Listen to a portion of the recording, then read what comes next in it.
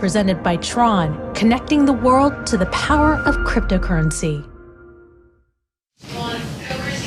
My first guest is an outspoken advocate for a U.S. central bank digital currency. He chairs the House Financial Services Committee's Subcommittee on National Security, International Development, and Monetary Policy, and has also overseen a number of hearings on crypto assets and their role in national security and related issues. He's speaking at I.D.E.A.S with a look ahead at regulation and policy in the digital economy. Joining us now is Congressman Jim Himes of the 4th District of Connecticut. Welcome, Congressman Himes. Great to have you on the show. Good morning, Christine. So, election season is just right around the corner.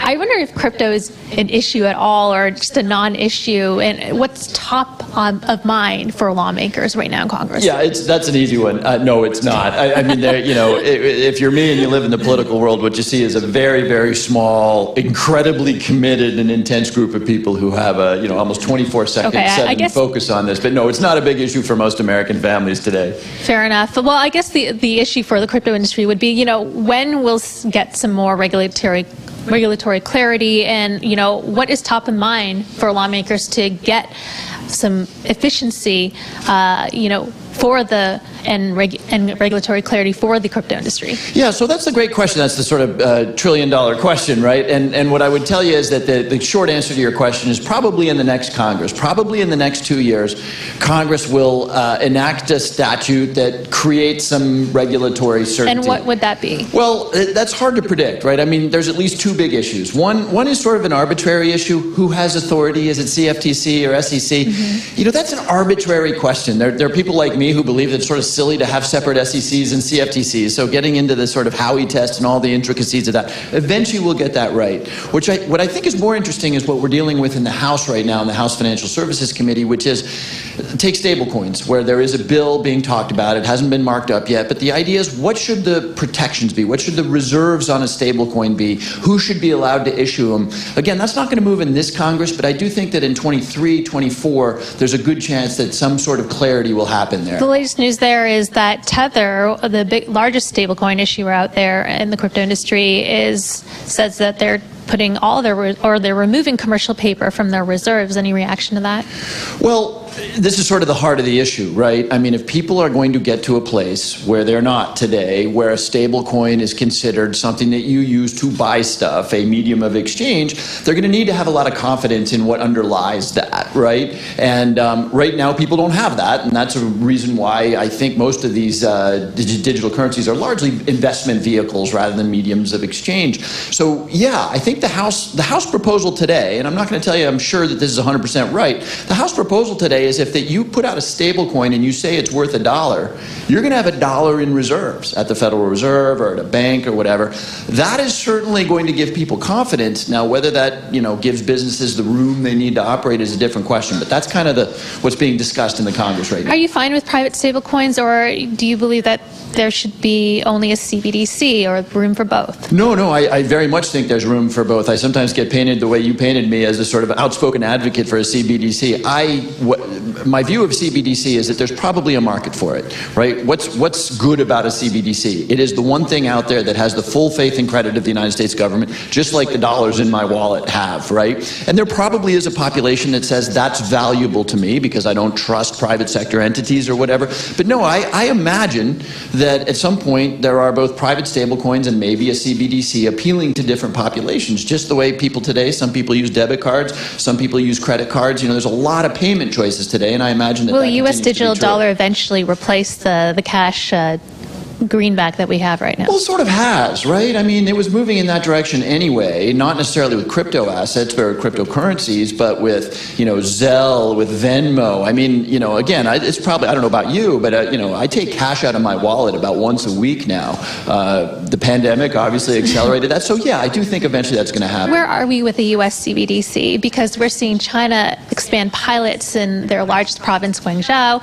Even Russia and Iran are exploring their own CBDC projects, so many countries around the world. Where are we in the United States, and where is that headed? Yeah, we're nowhere. I mean, let me just be honest and tell you, we're nowhere, right? I mean, the president says we should sort of think about it, and inside the Federal Reserve, which is ultimately kind of going to be the entity that probably has the most word on this, I think there's a dispute amongst Federal Reserve governors about whether it's a good idea or not. That's true in the Congress as well. Some people, I want to move forward with it just because I don't want to get left behind by what are the euro, by consequences sterling, right? But there are other people who are saying, no, that'll crowd out stablecoins, so don't do it. So we're nowhere. And what are the consequences of that? If we see China barreling ahead, if we see the EU barreling ahead, creating a digital CBDC. That's precisely my point, right? Why would you exit the game before you even know what the game is going to look like, right? We could do the research. We could set up a pilot program for CBDC. You know, if nobody buys the dog food, we could shut it down. But the point is, since it is a technological innovation, why not keep up with our peers, with our competitors, and see where it goes? Shutting it down today, I draw an analogy to the internet, right? In 1990, I remember this. In 1990, nobody had any idea what the internet was going to do. What's the use case? What's the use case? Nobody had any idea. But it turned out it was transformative. Let's keep the work going on a CBDC just so that we've got the option to move forward if we need to. Well, the consequence could be that the United States ends up being the follower, not the leader in this.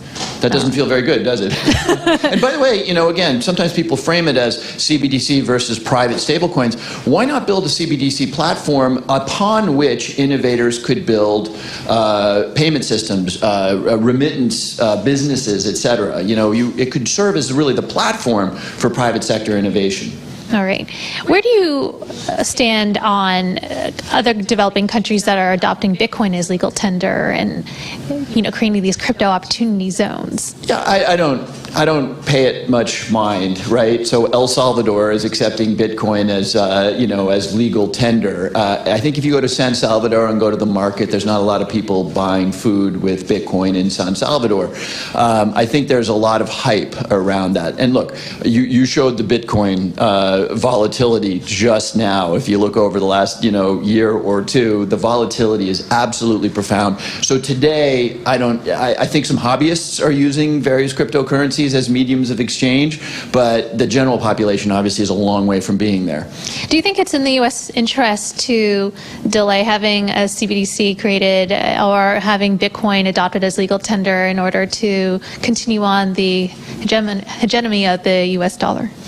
Well, so I think the dollar is going to remain strong for a very, very long time, and I think it's not in any danger of being replaced by Bitcoin or Ethereum as a legal reserve. You know, I mean, again, a reserve is a thing you do to protect yourself, and you look at the volatility in crypto assets, there's not a lot of protection there. We saw $2 trillion in value evaporate in less than a year, right? So, you know, I don't think the dollar is in danger now, but over time, sure. You know, over time, you know, the Eurozone economy is the same size as the U.S. economy, roughly speaking. So, you know, is it possible that over time the euro could begin to squeeze out the dollar as a reserve currency? Could a digital euro help accelerate that? Yes. But, you know, for the moment, again, we need to be honest with ourselves that right now almost all crypto assets are vehicles, high volatility vehicles for investment. They're not mediums of exchange. All right. You know, I wanted to go back to a previous subject about, you know, agencies regulating the crypto industry, and there is some push and pull between the SEC and the CFTC. And, you know, what about the creation of a whole entire new agency that could come in and regulate the crypto industry, or is that just too many chefs in the kitchen? I think if you were to say what's the most rational path here, this is my opinion. You would actually merge the SEC and the CFTC. Those two things exist for historical reasons, you know, and the notion that there's a radical difference between a commodity at CFTC and a security at the SEC. You get into these, you know, incredibly detailed scholastic conversations. So yeah, maybe in a perfect world you would merge those entities and they would regulate cryptocurrency. You have political realities that mean that that's not going to happen. So, and you've got a weird situation right now, right, which is a lot of crypto assets look like commodities humanities probably should live at CFTC. The single person who knows most about crypto assets in Washington, D.C. is Gary Gensler, who's chairman of the SEC. You've got congressional committees. You know, my committee, the Financial Services Committee, has the SEC. The Agriculture Committee has CFTC. Those are jurisdictions and turf wars that aren't going to end tomorrow. So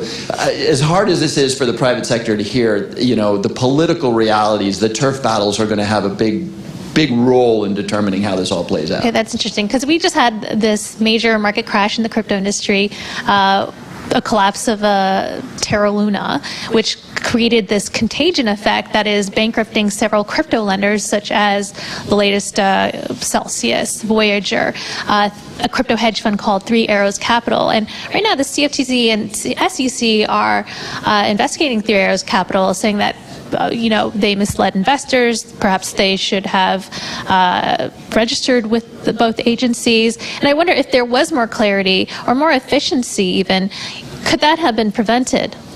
Well, sure, it could have been prevented. Now, when people put in place regulation, all sorts of people are going to object to that. What's interesting about this moment right now is, as you pointed out, there's been a massive obliteration of value associated with crypto assets, right? I mean, some people estimate it's as high as $2 trillion. That's a staggering amount of money.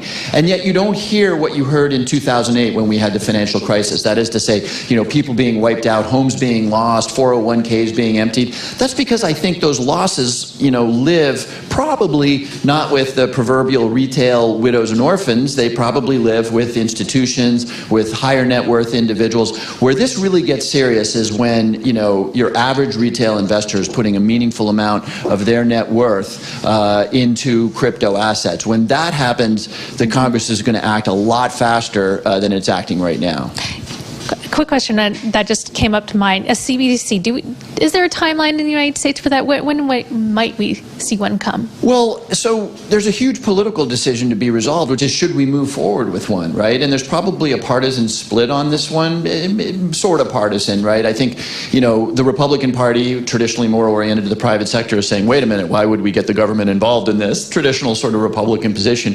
That's not going to get resolved anytime soon. So I think what we can hope for right now, what I hope for, is that we just keep doing the work of imagining what the architecture might look like, what the privacy protections would be. It's going to take a long time.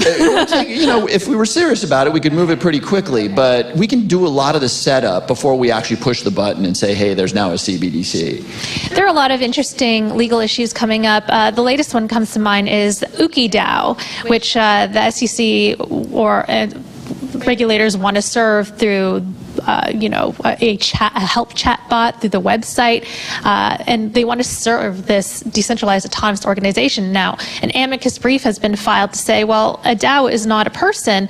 You know, is it? And even with NFTs, are they securities? Yeah, I knew there was going to come a moment in this interview where I had no idea what you were talking about. I think this may be the moment. But look, where we get really concerned, I mean, it's fun to imagine that people are experimenting with DeFi. I actually get excited about DeFi because I'm all for more competition, particularly for legacy businesses. And anything that could safely disrupt legacy businesses, that's an exciting thing. DAOs and the idea of running organizations democratically. Now you're into philosophy. Yeah. And so long as there aren't, you know... But that's my concern. Do lawmakers even know what they are... talking about when DAOs and NFTs are, you know, being in discussion? On the one hand, the answer to your question is no. On the other hand, look, the Congress is a slow-moving legacy institution, right? So I actually give the Congress credit, because if 2 years ago you'd said you'd used the word cryptocurrency in the halls of Congress, there would have been 3 people who had any idea what you're talking about. Now, most members are engaged. Lots of senators have gotten engaged. So we're moving. We're learning. We're moving. And I think that's important, because you don't want Congress acting, you know, from a position of ignorance in this field.